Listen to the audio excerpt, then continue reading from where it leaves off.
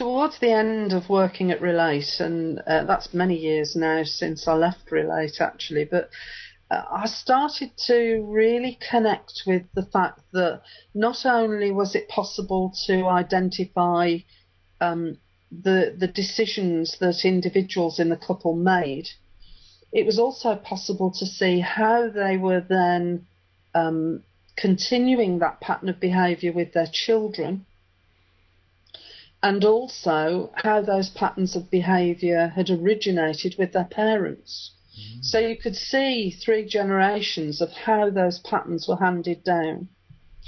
And I began to see that there was a developmental aspect to each of those positions in the grid.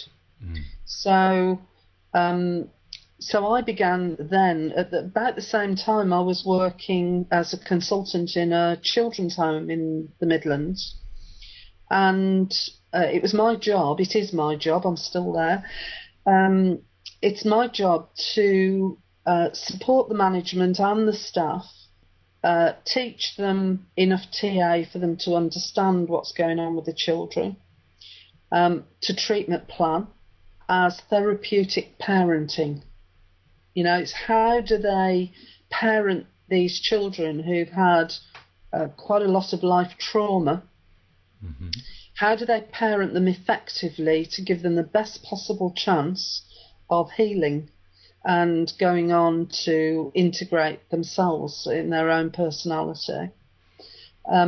So actually the development of the map as it is now, what spurred me on to do it was the difficulty in helping staff who would be in a situation with a child where the child would be acting out in some way, they'd be behaving in a way that was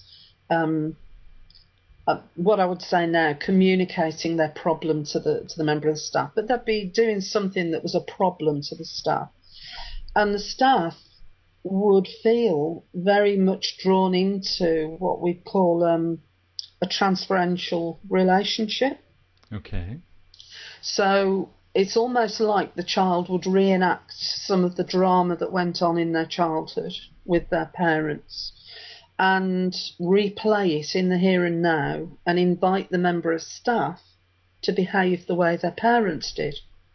And the purpose of that so this is again a mini teach on transference, the purpose of that was for the child on one hand to reinforce the decisions they made about themselves, others and the world. So there you are, see, you don't want to listen to me, that proves I'm no good, I'm worthless, yeah. But also on the other hand, the child was attempting to get that need met that wasn't met in that particular stage of development. However, the pull for the member of staff was to think, feel and behave the way the original parents did. And so in what we would term reflective supervision sessions, we'd talk about those experiences and ask the staff what they were thinking, feeling and wanting to do. Of course, hopefully they'd stop themselves if they felt like lashing out in some way. But the goal was to therapeutically parent the child to achieve a good outcome for the child and for the staff as well, so that the staff would feel supported and effective in the work that they were doing. So it was a win-win situation.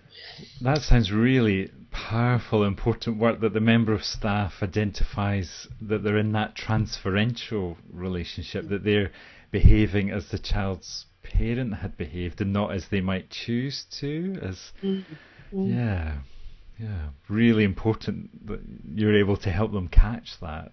Yes, and it's not easy because I'm no different to anyone else. I work for 25 years with Barnardo's, fostering teenagers who had, some of them, been rejected by the children's homes. They were in so much trouble.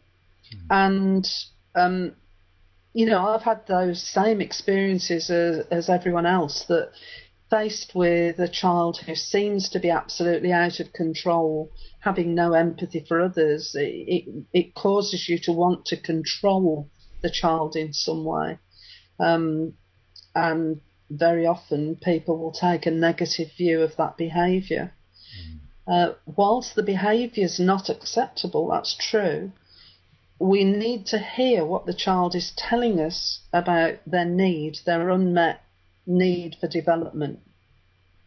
And so the grid, the way I developed the grid was as a touchstone. That's why I call it Touchstone and Talisman.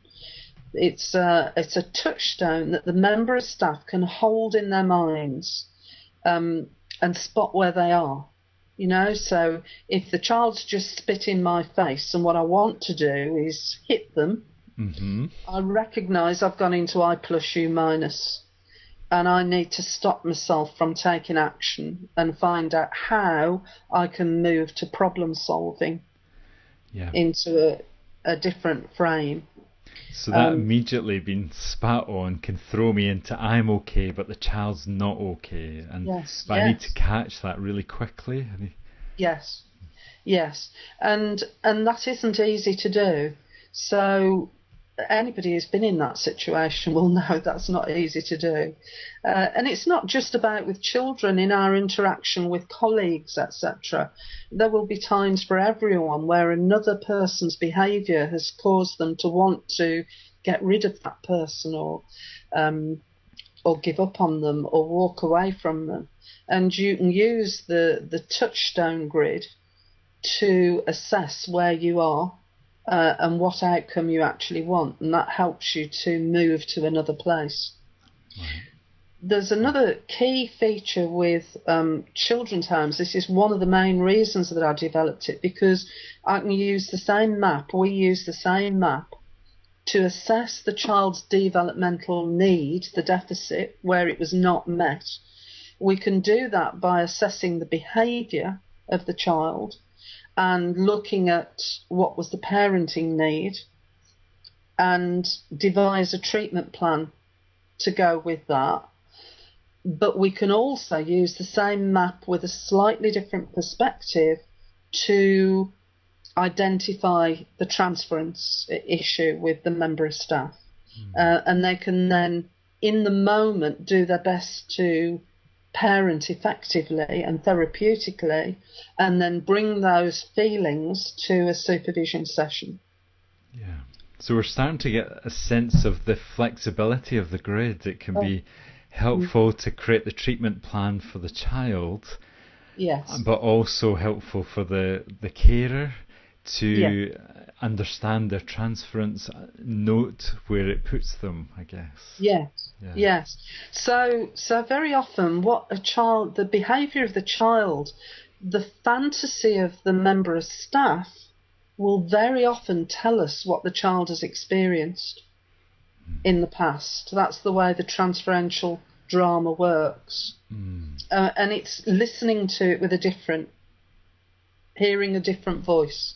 Well, that sounds really powerful, that the practitioner can be in supervision thinking about their fantasy, and that can really illuminate the history of the child. Yes, there are many aspects.